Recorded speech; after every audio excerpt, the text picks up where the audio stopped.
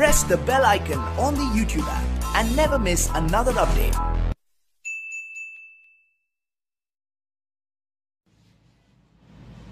दोस्तों नमस्कार, मैं उपेंद्र यादव। बेरोजगारों की बुलंद आवाज में आप सबका स्वागत है।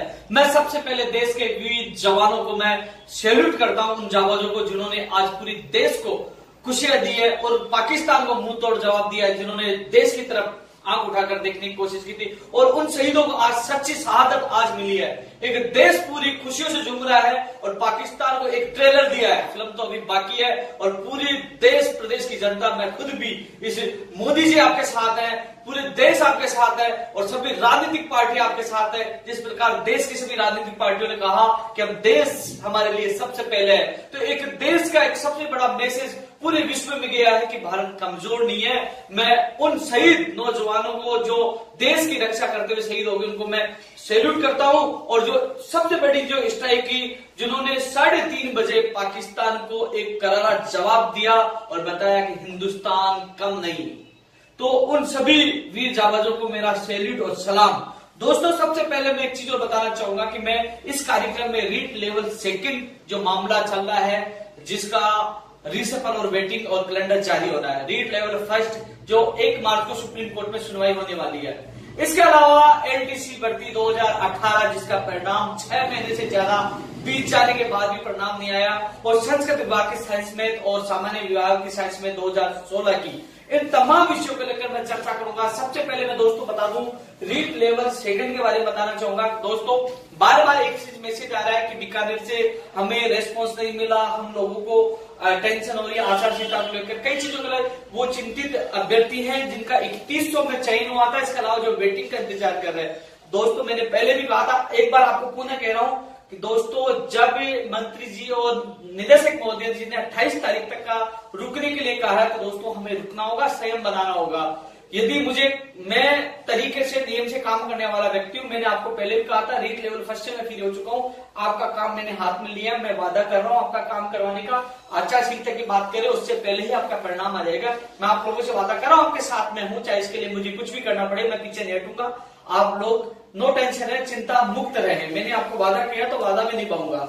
जो वादे पहले किए थे वो भी देख लेना, मैंने किया वो किया है, कहा है वो किया है। इसलिए दोस्तों अपन जैसे मान लीजिए 28 तारीख तक इंतजार करें, मुझे विश्वास है जो मंत्री जी ने और निदेशक महोदय जी ने वादा किया है वो 28 से पहले परिणाम जारी हो जाएगा, आपके चेहरों में खुशी आएगी। यदि 1% आप लोगों के साथ चीटिंग होती है, वो वादा पूरा नहीं करते, तो 28 और 1 तारीख को तो मैं दिल्ली रहूंगा, और फिर उसके बाद शनिवार संडे आ जाएगा। फिर 4 तारीख को सोमवार को हमारी सर्जिकल स्ट्राइक होगी, हम सब लोग इकट्ठे होकर और शिक्षा मंत्री जी के घर जाएंगे। 4 तारीख नोट कर लेना, आपके साथ भाई आ गया सड़कों पे, टेंशन मत करो, जो कहता हूं वो करता हूं। मेरे लिए सरकार नहीं, मेरे लिए बेरोजगार पहले है। 4 तारीख को हमारी सर्जिकल स्ट्राइक होगी, हम सब लोग इकट्ठे होकर मंत्री जी के पास जाएंगे। आपने वादा किया था वो वादा पूरा करो। इसलिए ऐसी नौबत नहीं आएगी। जिस प्रकार मंत्री जी का रवैया था, जिस प्रकार मंत्री जी ने मुझे कहा कि 28 तारीख तो आने दीजिए, तो कहने नहीं वो 28 तारीख का अपना वादा निभाएंगे। यदि 1% उस अपने वादे से वो भूल जाते हैं, मुकर जाते हैं, तो दोस्तों 4 तारीख को सोमवार को हम सब इकट्ठे होकर, सबसे आगे उपेंद्र यादव रहेगा और मंत्री जी के पास जाके उनका वादा याद लाएंगे कि हमारा काम करो, और वो काम करवा कर रहेंगे। इसलिए आपको चिंता मुक्त रहने की आवश्यकता है। आचार संहिता से पहले आप लोगों का रिसफल वेटिंग परिणाम जारी हो जाएगा, कैलेंडर भी जारी होगा, आपकी नियुक्ति प्रक्रिया भी होगी। आचार संहिता लग गई तो वो परमिशन सरकार लेगी, उसको आपको घबराने की आवश्यकता है, वो प्रक्रिया मुझे पता है। इसलिए आप लोग थोड़ा सा, आज 26 तारीख हो गई, 27, 28 2 दिन बचे, 2 दिन आप इंतजार कर लो। 28 और 1 तारीख को मैं दिल्ली रहूंगा, और 2 और 3 को शनिवार और संडे को वैसे छुट्टी रहती है, कोई मिलता भी नहीं है। सोमवार को हम लोग इकट्ठे होकर हमारे इस अभियान को गति देंगे, आपका काम भी करवाएंगे। लेकिन ऐसी नौबत नहीं है, मुझे विश्वास है जब मंत्री जी ने और निदेशक मोदी जी ने कहा है, तो शायद 28 से पहले 27 या 28 कभी भी हमारा परिणाम जारी हो जाएगा, वो अपना वादा निभाएंगे। यदि आपके साथ धोखा करते हैं तो मैं आपके साथ हूं, जो कहा है वो करूंगा, वादा किया तो निभाऊंगा। 4 तारीख को हम सब लोग इकट्ठे होकर मिलेंगे और वादा याद दिलाएंगे और काम करवाएंगे। ये लेवल 2 वालों के लिए। अब रही फर्स्ट लेवल की बात कर दूं, 1 मार्च को सुप्रीम कोर्ट में सुनवाई है। जो महेंद्र जाटोलिया याचिका में अभ्यर्थी गए हैं, यदि सुप्रीम कोर्ट उन लोगों को याचिकाकर्ताओं को फायदा देते हैं, तो दोस्तों मैं इनके खिलाफत नहीं करूंगा, मैं विरोध कर रहा हूं। हमारा एडवोकेट वहां इसलिए उतारा जा रहा है कि ना तो जो चयनित अभ्यर्थी लगे हैं, जिन लोगों की पोस्टिंग हो गई, उनके भविष्य के साथ भी गलत ना हो, उनका भविष्य भी सुरक्षित हो, उनके साथ गलत ना हो। इसके अलावा कि ऐसा नहीं कि 6 महीने साल भर तक हमारा मामला लटक जाए, जो वेटिंग और रिसफल का इंतजार कर रहे हैं वो रोते रहे, क्योंकि कुछ लोग डीओबी से रह गए, कुछ लोग कुछ नंबरों से रह गए। दोस्तों 6000 प्लस 7000 भी रहे, 8000 हो जाए, 6000 प्लस पदों पर एक वेटिंग आएगी। मान लीजिए कि नई भर्ती आ रही है तो इसमें काफी अभ्यर्थियों का चयन होगा, तो जल्द से जल्द, क्योंकि दोस्तों 1 तारीख को जो सुप्रीम कोर्ट में एक बड़ी जो बाधा आने वाली है उसको हमें टालना होगा। मैं खुद दिल्ली मौजूद रहूंगा और अच्छा एडवोकेट उतारने की कोशिश करें।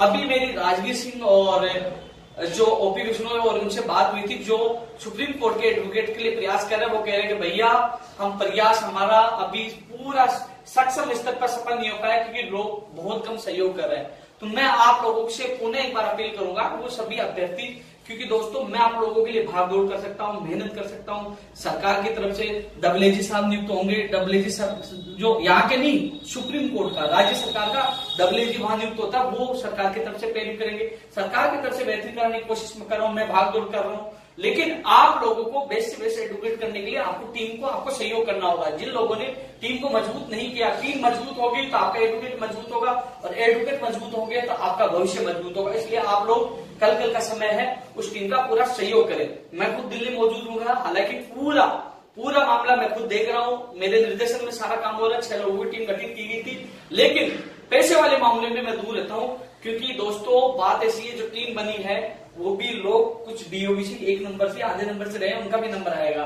तो अब हमारा लक्ष्य एक ही भर्ती ना लटके। यदि महेंद्र जाटोल या याचिकाकर्ताओं को लाभ मिलता तो हमारा एडवोकेट उनका विरोध नहीं करेगा। यदि उन लोगों के लिए 200 सीट जो याचिकाकर्ता है उनके लिए सीट सर्जित हो गया, क्यों विरोध करेंगे। हमारा उद्देश्य है कि वेटिंग और रिसफल ज्यादा साल भर तक न लटके, क्योंकि वहां सुप्रीम कोर्ट ने स्टे दे दिया, रिवाइज का आदेश दे दिया, तो साल भर भूल जाना। और दूसरा उद्देश्य के चयनित अभ्यर्थी जो लगे हैं, जिन लोगों को ज्वाइनिंग, उनके भविष्य में तलवार न लटके। इसके लिए हम सुप्रीम कोर्ट में बेस्ट एडवोकेट उतार रहे हैं और ये लड़ाई हम लड़ रहे हैं। इसके अलावा दोस्तों इतना ही मैं कह सकता हूँ, आपको टीम का सहयोग भी करना है। और 1 मार्च को सुनवाई है, मैं जोधपुर दिल्ली में खुद मौजूद रहूंगा। अच्छी खबर यह है कि मैंने पहले भी आप लोगों को बताया था कि आचार संहिता के अंदर परिणाम जारी हो सकता है। मैंने पहले बताया था जारी हो सकता है।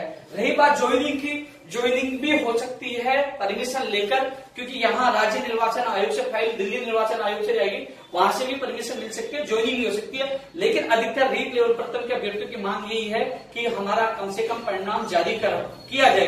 तो दोस्तों परिणाम 100% आचार संहिता में भी जारी हो जाएगा। मैं दोबारा रिपीट कर रहा हूं, और उसका उदाहरण आज देख लीजिए। एलडीसी 2018 में एक प्रेस नोट अधिनियम बोर्ड के द्वारा जारी किया गया, उसमें कहा कि परिणाम में कोई देरी नहीं होगी। इसलिए लेवल फर्स्ट के अभ्यर्थियों को मैं कह दूं, देरी हो सकती है तो सुप्रीम कोर्ट में 1 मार्च को होने वाली सुनवाई में यदि गड़बड़ होती है, सुप्रीम कोर्ट से यदि स्टे और रिवाइज आदेश होता है, तो 6 महीने साल भर तो भूल जाना आप लोग। उस गड़बड़ को रोकने के लिए मैं पूरा प्रयास कर रहा हूं, जो टीम बनाई वो पूरा प्रयास कर रहे हैं, लेकिन उस टीम का सहयोग आप लोगों को करना है। इसलिए रीट लेवल फर्स्ट की आचार संहिता के अंदर भी परिणाम जारी हो जाएगा, रिसफल और वेटिंग। कुछ लोगों की गलतफहमी है कि जो जातियों को बांटने के काम कर रहे हैं। दोस्तों मैं पुनः बता दूं, मैं शुरू से कह रहा हूं, आज पुनः कह रहा हूं, रिसफल और वेटिंग दोनों साथ आएंगी, रिसफल और वेटिंग दोनों साथ आएंगी। इसलिए प्लीज जो कुछ लोग बेवकूफ, गधे, नालायक हैं, जो समाज और देश और राष्ट्र में और राज्य में ऐसे लोग होते हैं जो फूट डालो राज करने का काम करने वाले होते हैं, अपने ही लोगों को जाति के नाम पे, धर्म के नाम पे लड़ाने का काम करते हैं। कह रहे कि वेटिंग में जनरल वालों को अलग कर रहे, रिसफल में एसटी ओबीसी वालों को अलग कर रहे, कि रिसफल निकलवा ले अलग निकलवाएंगे, वेटिंग अलग निकलवाएंगे। वो लोगों को लड़ाने का काम करें, जबकि सच्चाई है कि रिसफल और वेटिंग एक साथ आएगी। इसमें सभी वर्गों का हित होगा। वो लोग जाति के आधार पर राजनीति ना करें, क्योंकि हम सब एक हैं, हम सब एक साथ है, एक साथ रहकर मजबूत रहेंगे। इसलिए रिसफल और वेटिंग एक साथ आएगी। आचार संहिता में भी आपका परिणाम जारी होगा। हमारा प्रयास पहला 1 तारीख को जो बाधा सुप्रीम कोर्ट में आने वाली उसको टालना है, उसके बाद रिसफल निकलवाने के लिए प्रयास करना है। मुख्यमंत्री जी से मुझे पहले टाइम मिल चुका था, लेकिन मैं जोधपुर वाले प्रकरण में बिजी होने के कारण मैं नहीं मिल पाया। और अब दोबारा, क्योंकि दोस्तों पहले एक बार समय मिला, मैं सब नहीं पूछ पाया, मैंने कहा साहब मुझे बाद में दे दीजिए। अब दोबारा, क्योंकि प्रदेश में लाखों लोग हैं, जो मुख्यमंत्री से मिलना चाहते हैं, लेकिन मुझे पहले समय मिला, मैं नहीं जा पाया, लेकिन दोबारा समय मांगा है। जब भी समय मिलेगा तो आप सबको एक साथ रहना है, अपनी बात रखनी है और हमें इस काम को गति प्रदान करके जल्द से जल्द जिससे पर वेटिंग निकलवानी है। ये लेवल फर्स्ट की बात। अब मैं एलडीसी 2018 के बारे में बात करना चाहूंगा। दोस्तों, दिसंबर में अधीनस्थ बोर्ड के चेयरमैन साहब ने कहा दिसंबर में आएगा, फिर कहा जनवरी में आएगा, फिर कहा फरवरी में आएगा। थोड़े दिन पहले बयान था कि मार्च के फर्स्ट वीक में आएगा। हालांकि मेरी बात नहीं हुई थी, मैं थोड़े दिन पहले मिल के आया था, मुझे तो ये कहा गया था कि 15 मार्च से पहले आएगा। मैंने कुछ अभ्यर्थियों को बताया था कि चेयरमैन साहब ये कह रहे हैं कि 15 मार्च से पहले आएगा। लेकिन दोस्तों, लगातार जैसे वो टारगेट पूरा होने वाला होता है, जैसे मान लीजिए मार्च का महीना आने वाला है, फरवरी चल रही है, तो उसके पहले एक बयान आता है कि मार्च 15 मार्च तक आ जाएगा, 15 मार्च आ जाए, कहीं वो ये न कहते कि अप्रैल में आ जाएगा। तो दोस्तों, बार बार तारीख, दिसंबर, जनवरी, फरवरी, मार्च, ये बार बार तारीख बढ़ाई जा रही है। ऐसे बेरोजगारों की चिंता बढ़ती जा रही है और टेंशन में आती है, क्योंकि वो दूसरी तैयारी नहीं कर पा रहे, क्योंकि उनको पता है कि अच्छा पेपर हुआ था।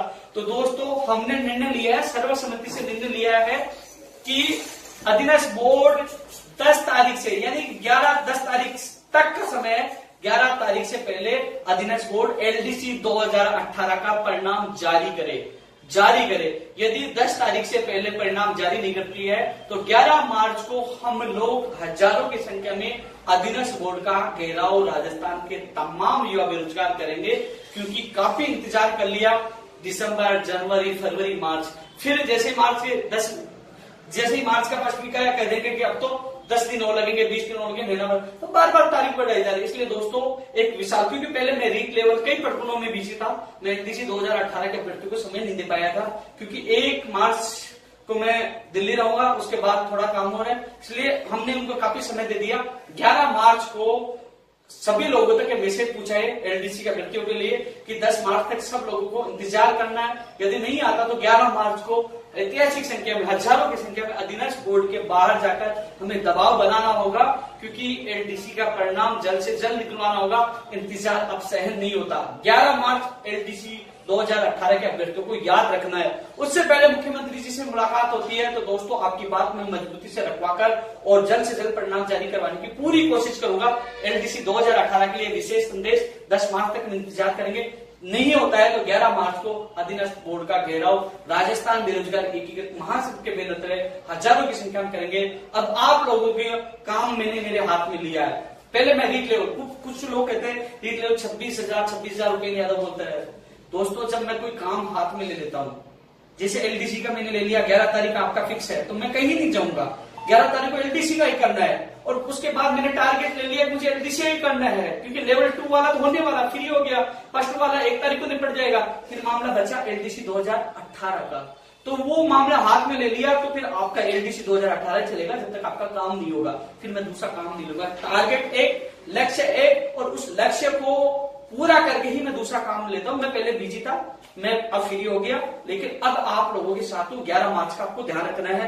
11 मार्च से हमारा एक जबरदस्त संघर्ष स्टार्ट होगा। संघर्ष के आपको उसका परिणाम नहीं मिलेगा, लेकिन मुझे विश्वास है 11 मार्च से पहले आप लोगों को परिणाम आ जाएगा, क्योंकि बेरोजगार महासंघ ने जब कदम उठाया है तो कुछ न कुछ परिणाम आया है। इसलिए 10 मार्च तक का इंतजार आपको करना है। 11 मार्च हमारी और 10 मार्च अधीनस्थ बोर्ड के। इसके अलावा दोस्तों, हरियाणा जो ऐच्छिक विषय का मामला था, जो डिवीजन बेंच से उन लोगों के पक्ष में आया था, मुझे इस मामले का बिल्कुल भी पता नहीं है, लेकिन काफी लोगों को कॉल आते हैं कि इसमें सरकार ने क्या निर्णय लिया। मैंने आज शिक्षा विभाग में मैं गया, अधिकारियों से, लीगल विभाग के अधिकारियों से मैंने पूछा, तो उन्होंने कहा कि आरपीएससी में भी ऐच्छिक विषय का मामला आया था, सुप्रीम कोर्ट में कई दिन मामला चला था और वहां आरपीएससी हार गई थी। यदि हम लोग सुप्रीम कोर्ट में जाएंगे तो कई साल तक मामला चलेगा, हार जाएंगे इसका, तो हमने उसको बेस मानते हुए हमने सुप्रीम कोर्ट में 9 अपील का निर्णय लिया। ये मत कर देना भूपेंद्र यादव किसके पक्ष में है, वो पक्ष में नहीं, जो निर्णय हुआ मैं आपको अवगत करा रहा हूँ। मुझे इस पूरे मामले का पक्ष नहीं, इसमें 2 पार्टियां हैं, मैंने किसी का पक्ष नहीं लिया, लेकिन जो निर्णय हुआ आपको अवगत करा रहा हूँ। इसके अलावा दोस्तों, साइंस में 2016 वालों को मैं बता दूं दोस्तों, जो अंग्रेजी का जो जोधपुर का फैसला आया था, उसको तो ये चैलेंज कर ही रहे हैं डीबी में, लेकिन दोस्तों साइंस मैथ वालों को मैंने पहले भी कहा था, यदि आप लोग साइंस मैथ वाले हाई कोर्ट से, जो जयपुर हाई कोर्ट से आप फैसला पहले करवा लेते, तो जो अभी जो लीगल विभाग की जो मीटिंग हुई थी, अपील 9 अपील की, यदि आप लोगों का साइंस मैथ का पर्टिकुलर आपका फैसला होता, क्योंकि दोस्तों साइंस मैथ वाला मामला इसलिए मजबूत है, काउंसलिंग पहले 2018 वाले की, बाद में 2016 वाले की, ज्वाइनिंग बहुत पहले 2018 वालों की, 2016 वाले की बाद में, और दोनों 2016 और 18 का मामला सेम था, डिसीजन एक साथ हुआ। तो दोस्तों आप लोगों का मामला मजबूत था। जयपुर हाईकोर्ट में आप याचिका पहले लगा लेते, यदि उसका फैसला आपके पक्ष में 100% आता और वो फैसला आ जाता तो आज आप लोग भी परिणाम आने के बाद आप लोग भी स्कूलों में चले जाते। लेकिन आप लोगों ने सुना नहीं, मैंने बहुत पहले बोला था कि आप एडवोकेट करके लगा के फैसला करो, कॉपी लाके दो, मैं आपका काम कराऊंगा। नहीं सुनिए आप, अभी भी समय है, जल्द से जल्द फैसला करवाए, उसकी कॉपी लाए। क्योंकि जजमेंट में मुझे पता है कि जज साहब को पता है कि जब मामला हाईकोर्ट में था, एक साथ फैसला हुआ था, तो सारे तथ्य वहां रखे जाएंगे, तो कहने के आपके पक्ष में फैसला आएगा। क्योंकि दोस्तों एक चीज और बता दूं आपको मैं, जब जो लीगल की बीटिंग होती है तो लीगल में हर चीज देखा जाता है। तो लीगल में जो पॉइंट है सब मजबूत आपके पक्ष में है, सारे पॉइंट आपके पक्ष में है, इसलिए आपको जल्द से जल्द कार्य करवाए, उसके बाद आप लोगों का मैं पूरा साथ दूंगा। इसके अलावा दोस्तों संस्कृत विभाग वाले, कल मैं जो संस्कृत विभाग में प्रदीप जी गौड़ साहब से मैं मिलकर आया था और उन्होंने कहा था मंत्री जी आए, मंत्री जी रात को आए थे लेकिन सुबह 5 बजे वापस दिल्ली चले गए। आज मैं खुद उनसे बात की, मंत्री जी ने कहा कि मैं 2 दिन बाद आऊंगा। मैं आया तो था लेकिन मैं सुबह 5 बजे वापस दिल्ली रवाना हो गया था। तो दोस्तों मंत्री जी नहीं थे, मंत्री जी नहीं होने की वजह से संस्कृत विभाग के साइंस में मामले में कुछ भी नहीं हुआ। मंत्री जी 2 दिन बाद आएंगे, मैं खुद 2 दिन बाद, यदि मैं कल दिल्ली जा रहा हूं, हो सके तो दिल्ली मैं 28 तारीख को उनसे मिल लूंगा। यदि वहां मुलाकात नहीं हो पाई तो 2 दिन बाद आके उनसे मिलकर मैं आपके लोगों का काम करवाने का पूरा प्रयास करूंगा।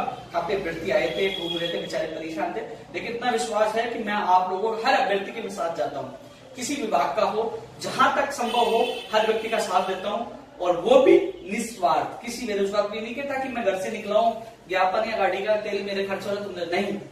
मेरा उद्देश्य है कि जो मेरे साथ आया, जिसके चेहरे पे उदासी, इसके चेहरे पे हंसी कैसे आए, वही लक्ष्य लेके जाता हूं। जब उसके चेहरे पर हंसी आती है तो उसके चेहरे पर नहीं, उसके पूरे परिवार के चेहरे पर हंसी आती है। दोस्तों इसके अलावा मैं एक चीज और बता दूं, मैंने बता दिया 4 मार्च रीड लेवल 2 और 11 मार्च एलडीसी, और उससे पहले सीएम साहब से मुलाकात हो जाएगी, तो बहुत अच्छी बात है। प्रयास मेरा जारी है, इस वीडियो को ज्यादा से ज्यादा आपको शेयर करना है। क्योंकि दोस्तों कई चीज में हर बात पे लाइव नहीं आता हूं, कई लोग तो छोटी छोटी बातों पे लाइव आते हैं, माहौल बनाते हैं, बेवकूफ बनाने का काम करते हैं, ये कर देंगे वो कर देंगे, होता कुछ भी नहीं है।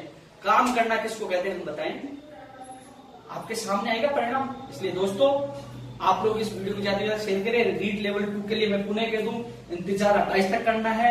उन्होंने जो वादा किया हमें इंतजार करना होगा, और वो वादा तोड़ते हैं तो हम भी वादा तोड़ देंगे, फिर हम हमारे तरीके से काम करेंगे। क्योंकि मेरे वो जो लेवल 2 के अभ्यर्थी जो चयनित हुए हैं 3100 और जो वेटिंग में इंतजार कर रहे हैं, उन लोगों के चेहरों पे जो मैंने देखा कि वो कितनी टेंशन है, कितना वो सो नहीं पा रहे, उन लोगों की पीड़ाओं को देखते मैं कह रहा हूं आपको घबराने की आवश्यकता नहीं, आपके साथ आपका भाई है। अब उस काम को मैंने हाथ में ले लिया, चाहे एलडीसी 2018 का है, 10 तक उसका इंतजार करना। लेवल पर तुम और लोगों को कहना चाहूंगा कि मैं आपका काम मैं खुद देख रहा हूं, आचार संहिता में परिणाम आएगा, और कोशिश यही है कि 1 तारीख को सुप्रीम कोर्ट में कोई बाधा ना आए और सुप्रीम कोर्ट में ऐसा रास्ता निकलवा